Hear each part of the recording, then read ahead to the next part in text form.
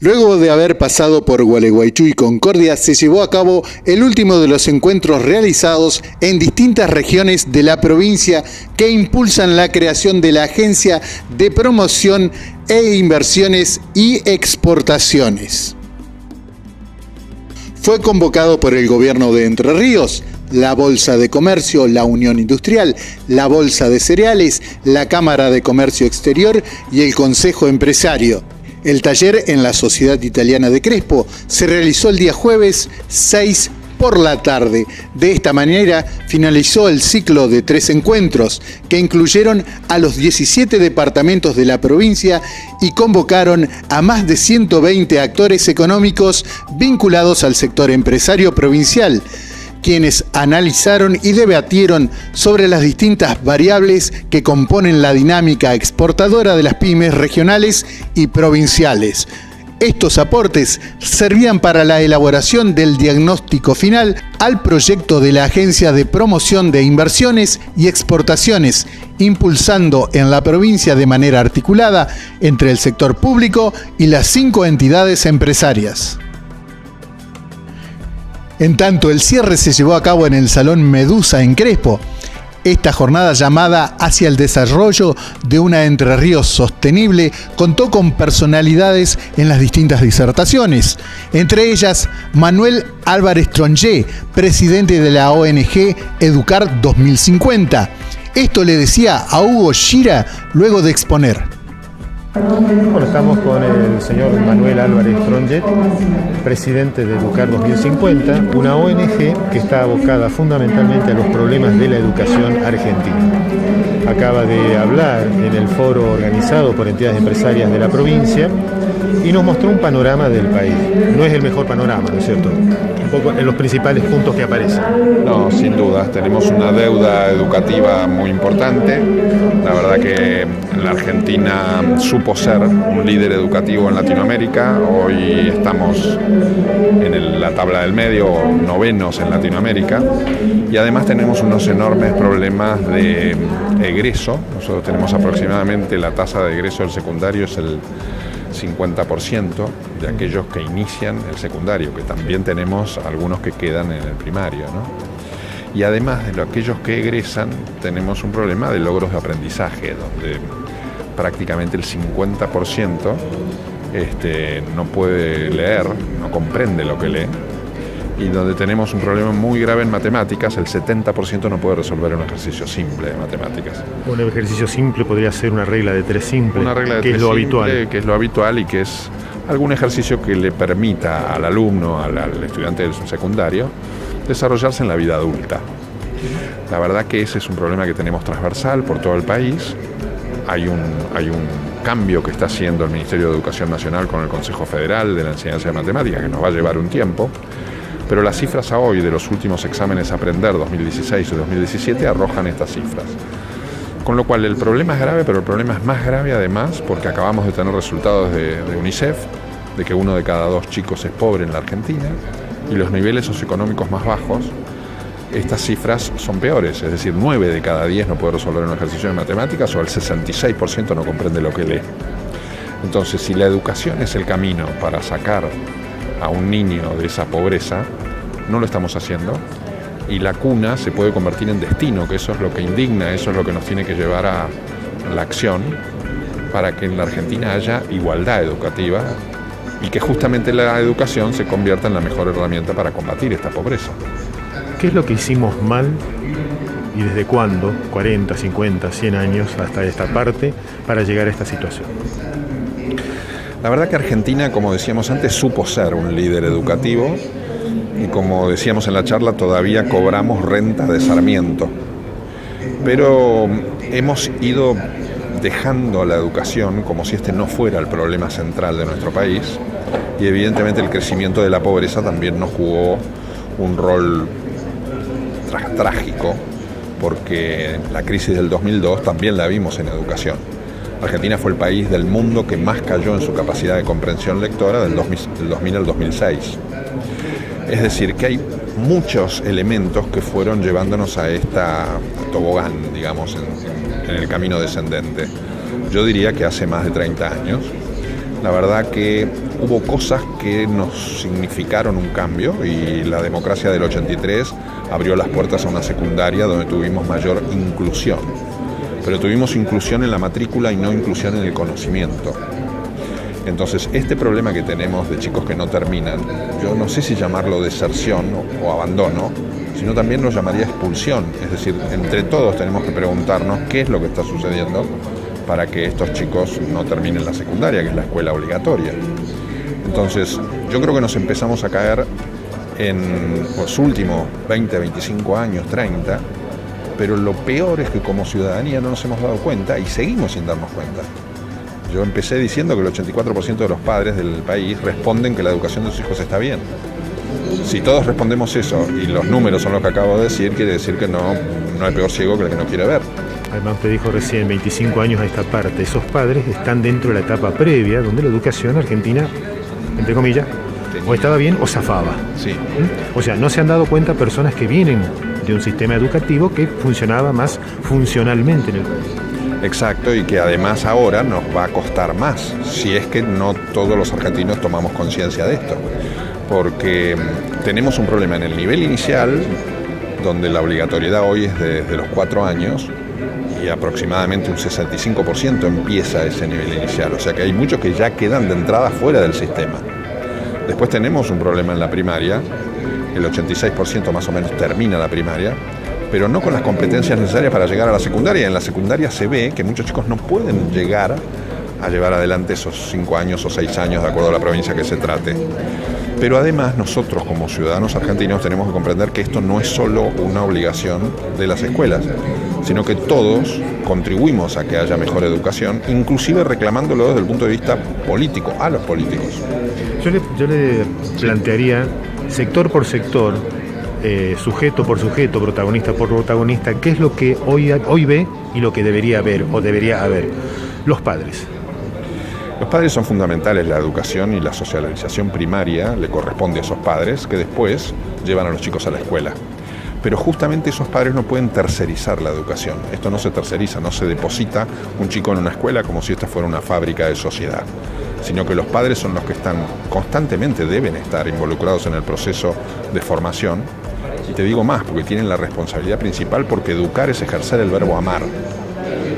Educar es creer en el perfeccionamiento humano, y nosotros cuando nuestros hijos los queremos educar es porque queremos que sean mejores y hasta mejores que nosotros.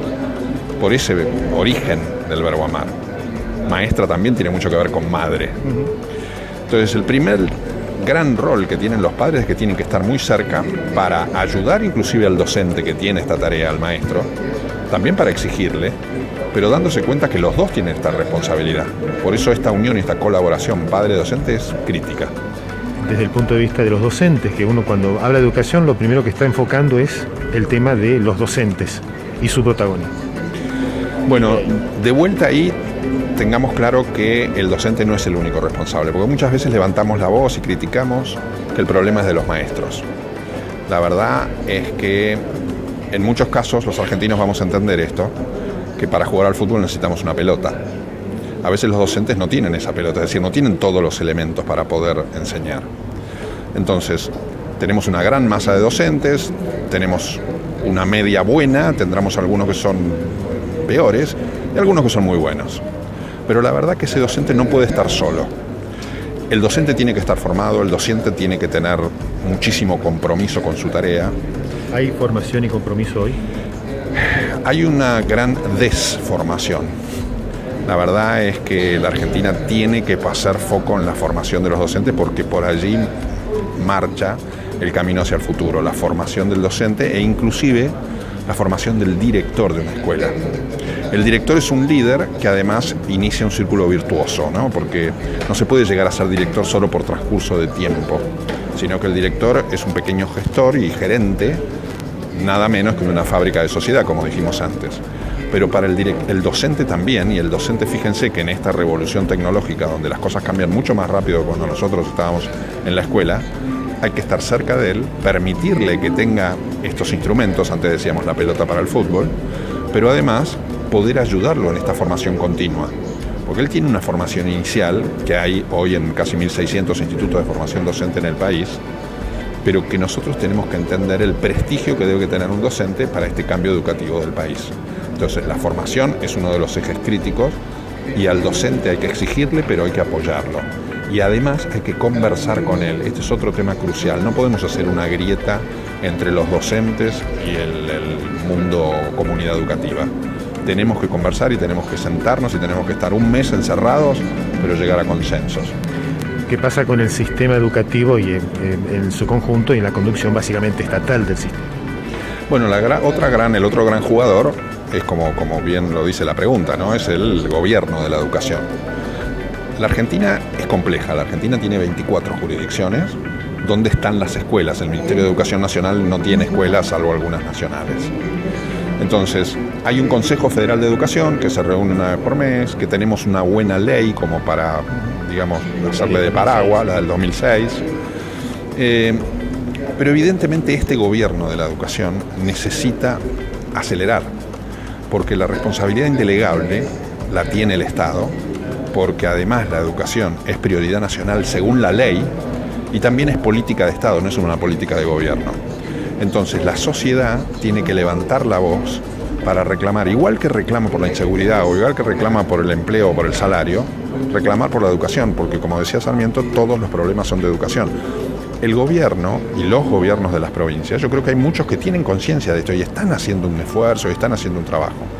Pero necesitamos algo más, necesitamos un plan integral urgente que ataque este problema que veíamos antes de 1 de cada 2 chicos en edad escolar es pobre, porque necesitamos unir educación, pero no solamente la educación va a ser magia, tiene que estar con acción social, con empleo, con salud, como para hacer una fuerza de choque contra estos enormes porcentajes de pobreza y usar a la educación como un camino para combatirla. Pero acaba de decir algo importante, muchas veces se plantea que, bueno, con la educación salimos adelante, pero obviamente es uno de los parámetros, el tema pasa de una manera muy integral. Sí, y te diría que lo que está cambiando hoy es que tenemos que poner antes de la educación la palabra aprender. Es interesante esto porque en la Argentina, en la Constitución, en 1853, los constitucionalistas dijeron y definieron la educación como el derecho de aprender, artículo 14. Y aprender es más que educar. Aprender no es solo recorrer la escuela a los 12 años obligatorios, o los 14 con el nivel inicial, sino aprender es tomar habilidades y competencias que le permitan ser un ciudadano del siglo XXI. Eso significa que va a estar mucho más formado para poder resolver, digamos, su vida adulta. Pero evidentemente no es solo la educación y sobre todo en un país que nosotros queremos que sea democrático, que sea desarrollado, si no tenemos esas competencias mínimas de la educación obligatoria, no vamos a tener un problema, es decir, vamos a seguir chocando con crisis tras crisis. Por eso es que la prioridad absoluta la debería tener la educación y los ciudadanos reclamarla. Otro factor importante es la tecnología. Hoy hablamos redes sociales, internet, bueno, todo lo que se ha venido, la digitalización del mundo, inteligencia artificial, o sea, la tecnología actual, obviamente. Ahí hay un poco una contradicción que uno ve. Argentina es una gran consumidora de energía, su población, pero por otro lado, de tecnología, pero por otro lado,